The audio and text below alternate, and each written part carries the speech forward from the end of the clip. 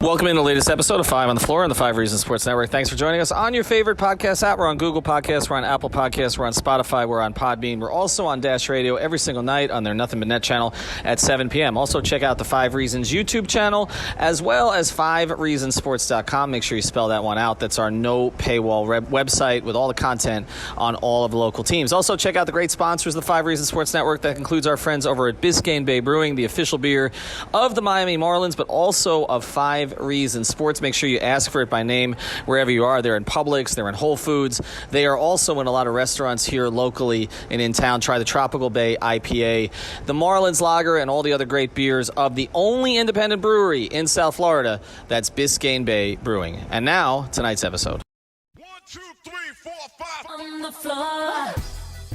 Welcome to Five on the Floor, a daily show on the Miami Heat and the NBA featuring Ethan Skolnick with Alex Toledo and Greg Sylvander, part of the Five Reasons Sports Network. Welcome back to Five on the Floor. I am your host, Greg Sylvander. With me live from the AAA is Alex Toledo. Ethan Skolnick has the night off. He chose a good night to be off. Tonight's floor plan, we are going to recap this embarrassing, awful, squandered opportunity that is the 110-102 defeat that the Miami Heat took to the Chicago Bulls at home. So we're going to unpack that a little bit. Not going to spend a ton of time there. And then for the second half of the episode, I want to kind of look ahead a little bit more. And I'll talk a little bit where I'm going there and how it relates to a player who came up big tonight, and that's Trevor Ariza. But let's start here. Another game, I tweeted, I think it was midway through the third quarter, that Atlanta lost, New York lost. The Heat were up 6 going into the fourth. Alex, what the hell happened in the fourth quarter? Again, like, this is like fourth quarter after fourth quarter they're squandering. Like, what are you seeing? Like, what is happening? So personally, this is physically the closest I've been to watch one of these games turn out the way it did. And oh my God, like, it is honestly, when it's happening in real time, it's like, wait, is it really happening again? And it's like, wow, just, defensive breakdown after defensive breakdown. And all of a sudden they're up like 4 or 6 with a minute or two, and you're playing from behind. It's like, you've been in control the whole game. Just looking at the box score right now, how did Daniel Tice finish with 23, 12, and 5 with 10 of 13 shooting? How do you let that happen? That's amazing to me. That sounds like Vucevic numbers. Vucevic didn't even do that tonight. But seriously, as far as, regarding the fourth quarter, watching them just kind of run out of gas like that was so demoralizing. I know tonight is a little bit different. They're just completely without shot creation when you're missing Tyler, you're missing obviously, you're still missing Oladipo, and you're missing Kendrick Nunn. And more than shot creation, the actual shooting. Like, they just didn't have enough. And you see Jimmy trying to kind of do everything for them on offense for a lot of the game. Like, we saw a lot of Chicago Jimmy tonight in the sense that they're running Jimmy as like that main scorer. And I feel like we haven't seen them do that at all, really, where it's like just play after play. Jimmy is getting the ball, and like half the time he's really actually trying to go to work and put up a shot. So it was just a different feel for a Heat game because I'm not used to that.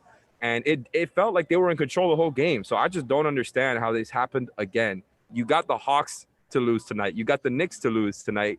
And they had this is a gimme. You're at home. The Bulls are without Zach LaVine.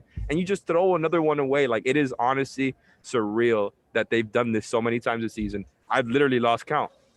I know. And, you talked a little bit about the missing firepower and how, they were missing so much shot creation. And I don't think that should be lost in this, that I don't think that Alex, myself, Ethan, anybody who's spoken on behalf of Five on the Floor has said anything related to this team being, like kind of we've been pessimistic lately. But for the most part, I would say that we understand that there's some weird circumstances around this season. And when, like tonight, particularly, when you're missing Tyler Hero and Kendrick Nunn from this particular group, it's really tough for them to overcome that. So we're not going to lose sight of that. But you got to get this game. I mean, you're getting a 33-point Jimmy Butler game. Like, that's the most points he scored all season. He did it efficiently. He didn't make many mistakes. I mean, Bam for him to get 23 on, and play efficiently. Trevor Ariza was huge tonight. He kind of overshot, but I thought that they needed him to. Dwayne Dedmon looked really good. Somebody had to take those three. Right. Exactly.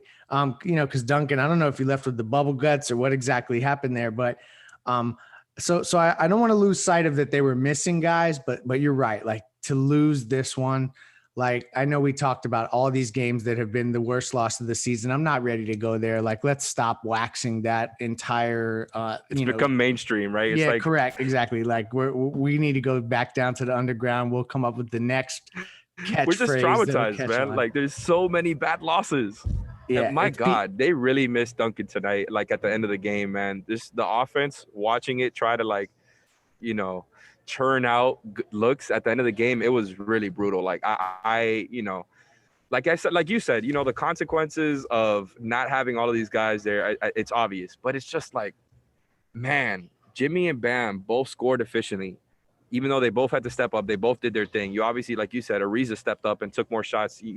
Other guys stepped up. But, I mean, even Jimmy and Bam had their deficiencies at the end on the defensive end. I mean, Trevor Ariza, too. True. Like, the whole team just kind of, ran out of gas in the end of that fourth quarter. And it's like, how real are they if you can't close out a Bulls team? Again, missing some of your best players, but they're missing their best player, too. And the Bulls aren't even good.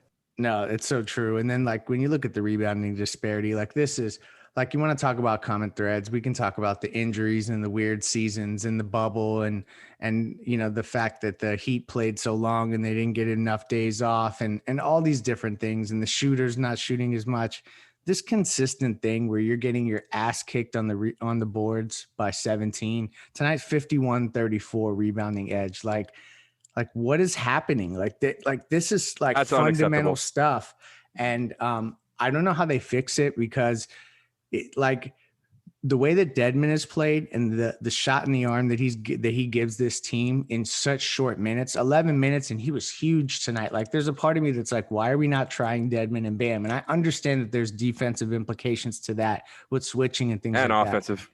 that. This is true.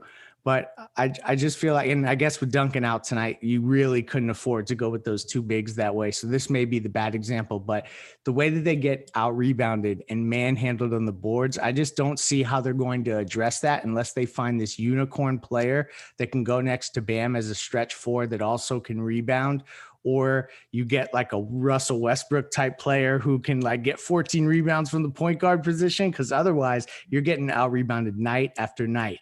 Anyway, enough about this game. It was ugly. They did not gain ground in the standings. They remain in the 7th seed, and they are only a game ahead of Charlotte. So now the game coming up Sunday is going to matter that much more.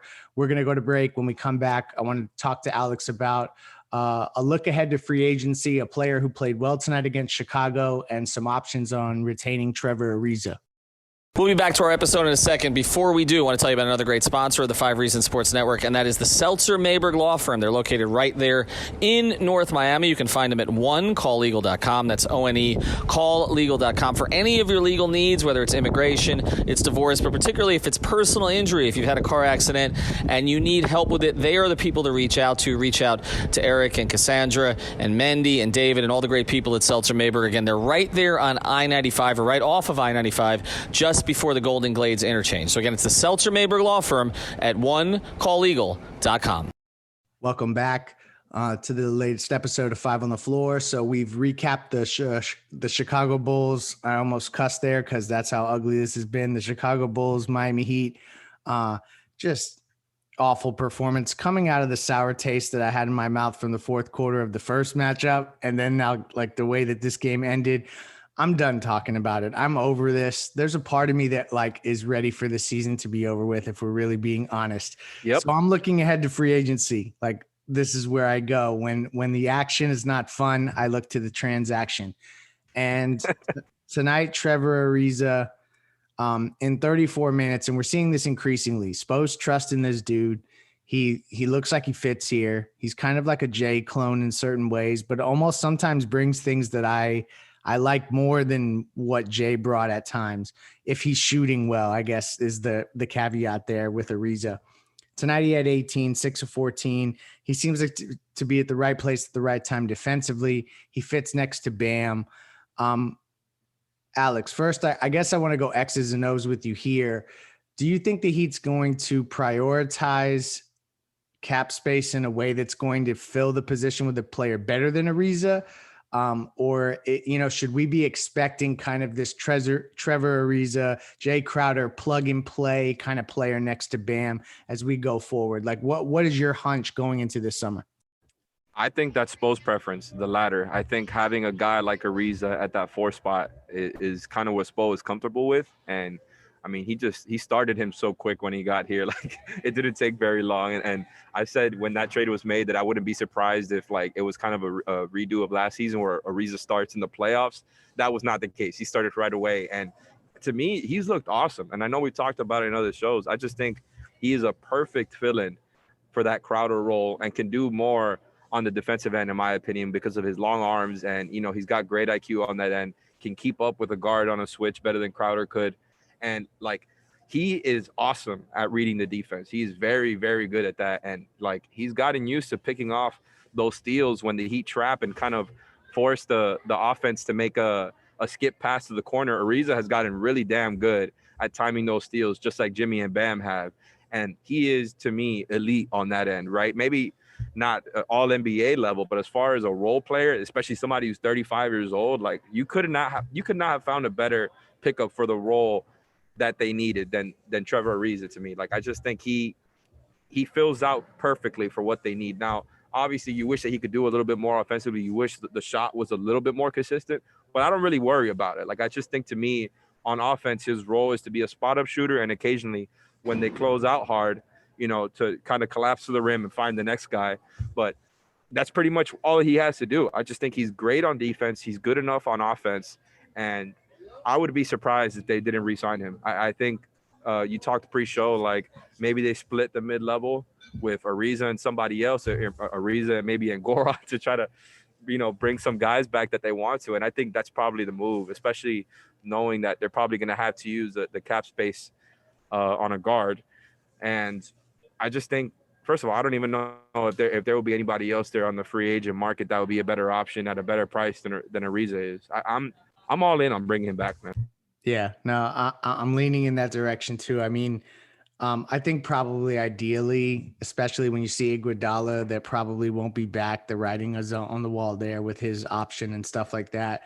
And then you look at Ariza, like, just in the 13 games in April, 29 minutes a game, 10 points, 45% field goal shooting.